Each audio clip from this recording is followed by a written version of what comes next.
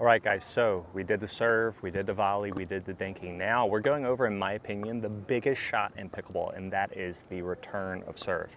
The reason why the return of serve is such a big deal is because as the returner, you get first dibs at the kitchen. In this video, I'm going to be teaching you step by step on how to hit an amazing return and use your return to get you in the best place to win in pickleball, which is the kitchen. So make sure to stay tuned for this whole video of our beginner series. Now, first off, why do I think the return is the best shot in pickleball? It's the most effective shot in pickleball. The reason why is because of the bounce rule. Remember, when you serve, after you serve, you have to stay back to let the ball bounce. But when you return, you can let the ball bounce once, you have to let it bounce, and then you can get up to the kitchen. So you get first dibs at the kitchen once again.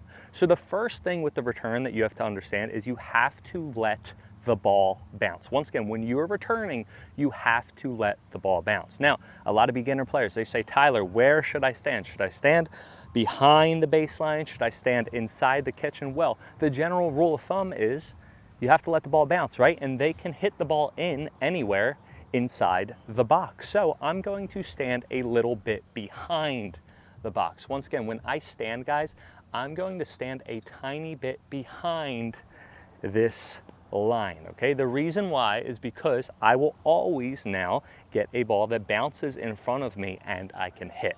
Now, a lot of players, they stand at the line. And when you return, I don't want you to stand at the line, because if someone serves a deep serve, what are you going to have to do? And this is the number one thing where players go wrong in their returns. If someone hits me a deep serve right here and I stand at the line because that's where I think I should return serve, they serve, right? I go to hit. The first thing I have to do is I move back. So I'm moving back to get the return in my strike zone. And then what happens? After I hit my return, I'm moving back. So then the next ball, look where I am. I am up in the transition zone.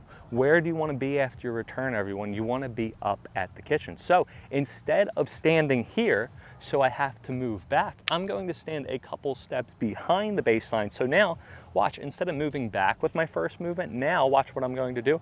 I'm going to hit, and I'm going to move forward. So now I get my next ball closer to the kitchen. So when you stand in pickleball, you want to make sure you stand behind the baseline, a couple steps behind the baseline, not right at the baseline. Now, the next thing that you want to do, so stand behind the baseline, that is step number one. Clearly, if someone serves the ball short, then I can move up. Now, after I stand behind the baseline, I want to make sure I am in ready position. This is ready position when I hit. Notice my hips are facing forward, my paddle is facing forward. I'm not standing like this, I'm not standing like this, waiting for my returns. I am standing like this. Why do you want to stand like this for your return of serve? Behind the baseline, because if it's a forehand, I can turn over here.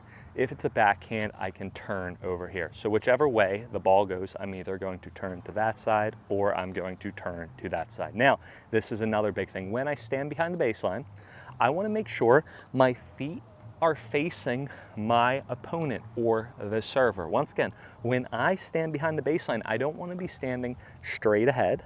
I want to be standing towards my opponent, that if there was no net and I kept on walking, I would walk directly towards the server that's serving to me. So that means if my server's standing super out wide, I'm going to be more over here, rather than if my server is more in the middle, I'm going to be here, okay? So behind the baseline, feet are pointing towards the server. Now, after I do that, I'm in my ready position. Now what I'm going to do, as soon as the ball crosses the line and someone serves the ball to me, I'm either going to turn to the right or I'm going to turn to the left.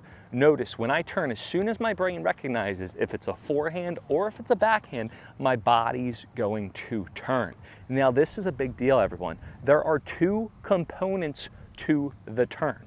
Once again, there are two components to the turn. Number one, you want your body sideways. Notice my hips are now facing to the side instead of facing forward. And number two, I want my paddle back. This is for the backhand or the one-handed backhand. For the forehand, I want my body sideways and I want my paddle back. A lot of players are standing here, they go like this, they don't have enough leverage to hit, they don't have enough rotation. So behind the baseline, ready position, right? A couple feet behind the baseline. I'm going to recognize it's a forehand.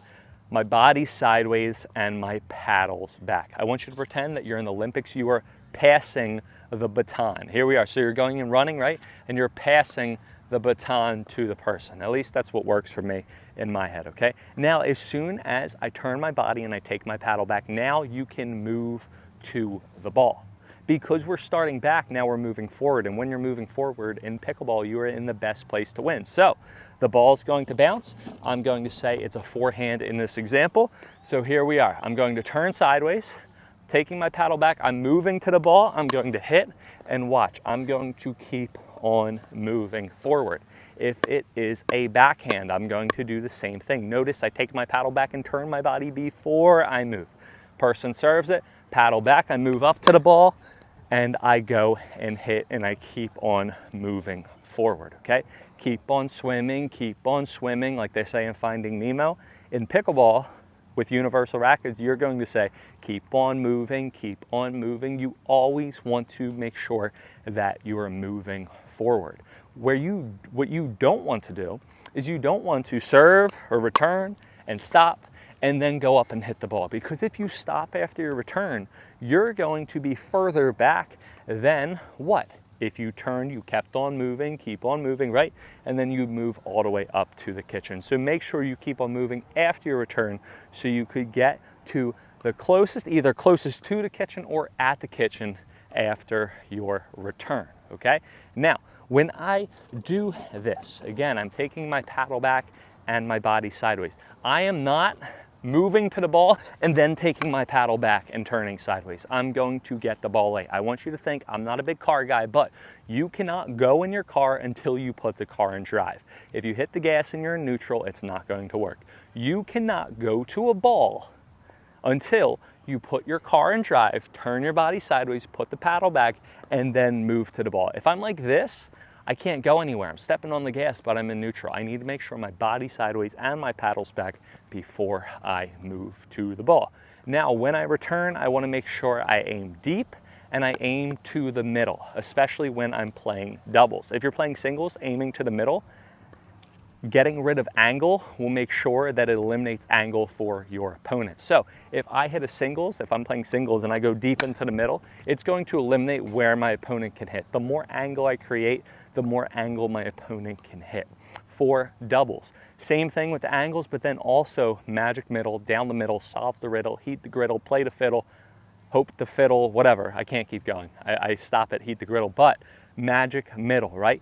In the middle is a great spot because it eliminates your opponent's angles and also it causes a lot of miscommunication between yourself and your partner. So again, you're going to be behind the baseline, you're going to be in ready position, you're going to take your paddle back, you're going to move to the ball first, and then you're going to hit, you're going to keep on moving forward and try to get as close to the kitchen for your next shot. Now, do you want to get to the kitchen 100%?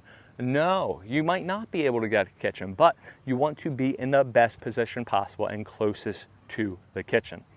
Make sure a great way to learn the material that I just went over with you is by saying it out loud. And what I mean by saying it out loud, it's like writing your notes in college rather than typing it. By saying it out loud, it's going to teach your muscle memory and actively repeat it in your mind that you're going to be able to be eventually programmed to do what I'm telling you to do.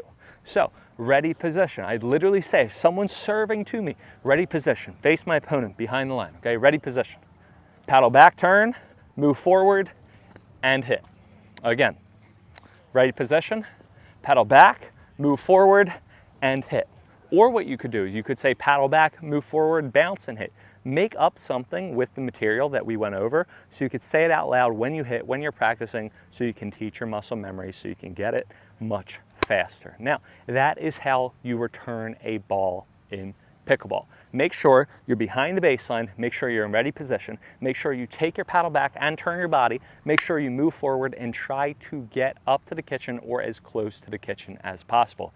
If you guys enjoy this channel, make sure to subscribe, make sure to share this video with a friend, make sure to check all the other videos in our beginner pickleball series, and make sure to join our Universal Rackets meetup where we post free live trainings. We have upcoming clinics nearby, and if you want a clinic near you or corporate event, make sure you fill out this form and apply today to get Universal Rackets programs at your facility, and a Universal Rackets representative will be in touch.